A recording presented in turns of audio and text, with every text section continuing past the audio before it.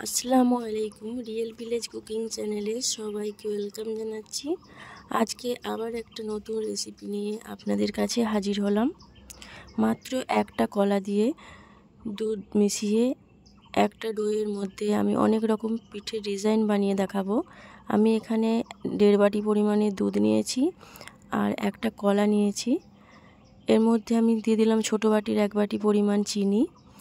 আপনারা যদি কলা দিয়ে মিষ্টির পরিমাণটা বেশি খেতে চান একটু বাড়িয়ে নেবেন। কলাটাকে আমি খুব ভালোভাবে কাঁটা চামচ দিয়ে ম্যাশ করে বলক চলে আসবে সেই পর্যায়ে আমি একইভাবে ম্যাশ করে নিতে হবে, কোনো রকম দলা বেঁধে না থাকে। আমি ময়দা নিয়ে নিচ্ছি।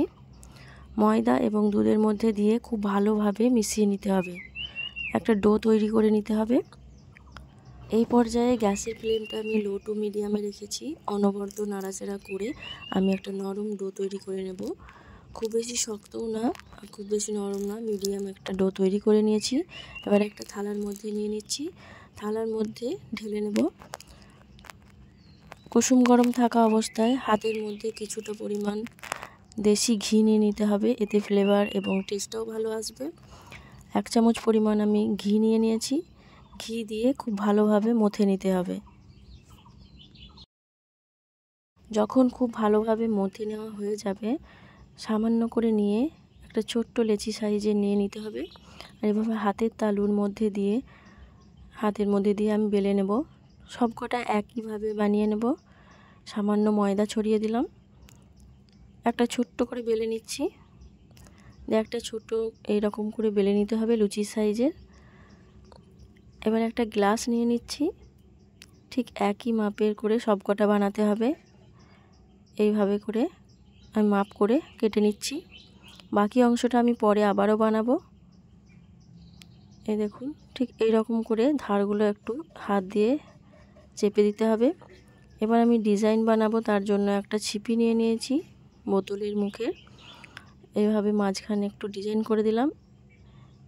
এবার এইভাবে করে আমি ডিজাইন বানিয়ে নেব। আমি যেভাবে বানাচ্ছি আমি ঠিক লক্ষ্য করবেন আপনারা।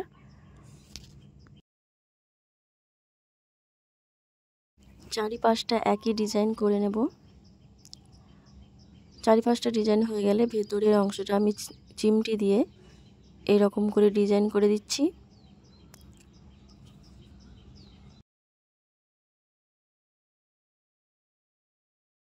ভেতরের অংশটা হয়ে যাওয়ার পর আমি ধারের একটু ডিজাইন করে নেব। এইভাবে কেটে কেটে সামান্য করে বাদ দিয়ে দিচ্ছি। এইভাবে করে আমি চারিপাশটায় ঠিক একইভাবে ডিজাইন করে নিচ্ছি। একই ডো দিয়ে আপনারা যত খুশি ডিজাইন করতে পারেন আপনাদের পছন্দ অনুযায়ী। আমি কয়েকটা ডিজাইন দেখালাম, আপনারা স্কিপ না করে পুরো ভিডিওটা দেখতে থাকুন, খুবই ভালো লাগবে। এই দেখুন একটা ডিজাইন হয়ে গেছে। আমি আবারও একটা নিয়ে নিলাম, আবারও একটা ডিজাইন করে নেব। এইভাবে দু সাইডটা আমি বাদ দিয়ে দিচ্ছি।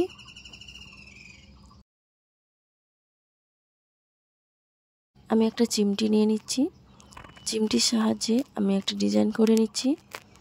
এইভাবে প্রথমে মাঝখান থেকে লম্বা করে টেনে নেব।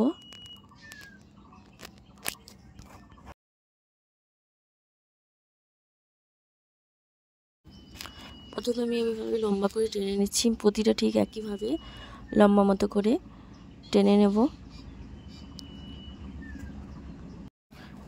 এই ডিজাইনগুলো বানানো খুবই সহজ, না দেখলে বুঝতে পারবেন না।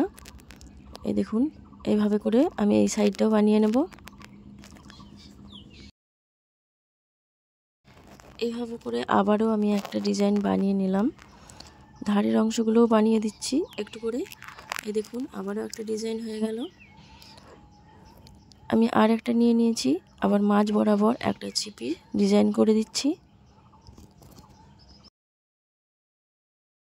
মাঝখানটা একটা গোল মতো করে নেব। আপনারা চাইলে এইরকম একটা যন্ত্র দিয়ে করে নিতে পারেন, অথবা একটা কাঠির মতো এইভাবে করে নিতে পারেন। এইভাবে করলে আবারও সহজ হবে, অথবা এইরকম কোনো কিছু না থাকলে আপনার পেন দিয়েও বানিয়ে নিতে পারেন, পেনের পেছনের অংশটা দিয়ে। এরকম করে আমি 4-5টা একইভাবে করে নেব। একটা কাঁটা চামচ নিয়েছি, ধারের অংশটা আমি একটু সামান্য করে চেপে দেবো। লেগে গেলে আপনারা একটু এর মধ্যে তেল ব্রাশ করে নিতে পারেন। এইভাবে করে আমি করে নিলাম। আবার একটা নিয়ে নিয়েছি, মাঝখানটা একটু ডিজাইন করে নিলাম। এবার ধারের অংশগুলো এইভাবে বাঁকিয়ে বাঁকিয়ে আবারও একটা ডিজাইন বানিয়ে নেব। ঠিক একইভাবে 4-5টা হয়ে গেছে। এবার মাঝখানটা আবারও একটু কাঠি দিয়ে একটু গোল মতো করে নেব।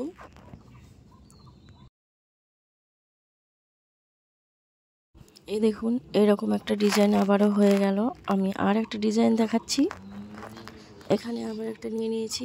এইভাবে ধারের অংশটা চিমটি দিয়ে একটু চেপে চেপে দেব, চারিপাশটা ঠিক একইভাবে চেপে চেপে। পরে আমি আঙ্গুল দিয়ে আবারও চেপে দেব। এইভাবে আঙ্গুল দিয়ে একটু চেপে দিলে একটা ডিজাইন বেরিয়ে যাবে।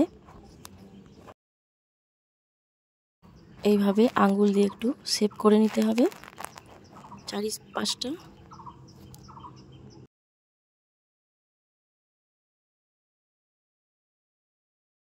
এবার মাঝখানে আমি একটু ডিজাইন করে দিচ্ছি চিমটি দিয়ে, এইভাবে লম্বা লম্বা করে একটু ডিজাইন করে দিচ্ছি। এবার মাঝখানটা আমি চেপে দিচ্ছি। ঠিক একইভাবে আমি আবারও একটা দেখাচ্ছি। এইভাবে মাঝখানটা আপনারা চাইলে চিমটি দিয়েও করতে পারেন। এইভাবে করে ঠিক একইভাবে চারিপাশটা আমি করে নেব।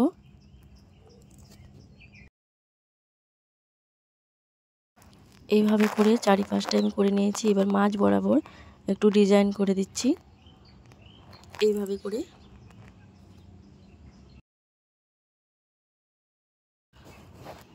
করে ডিজাইন আমি করে নিচ্ছি। আপনারা চাইলে আরও নতুন নতুন ডিজাইন করতে পারেন।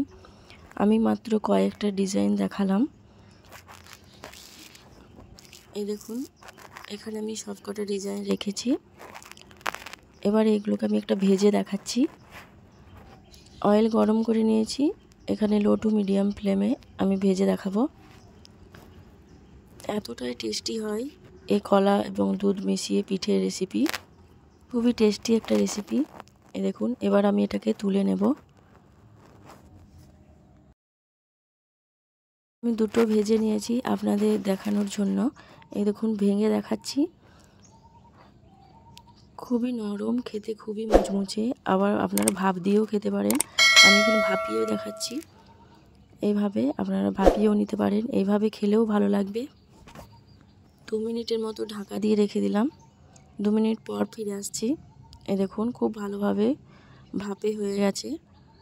আপনারা যেমন খুশি দুটোর মধ্যে যে কোনো একটা বানিয়ে খাবেন, খেতে খুবই ভালো লাগবে। আজকের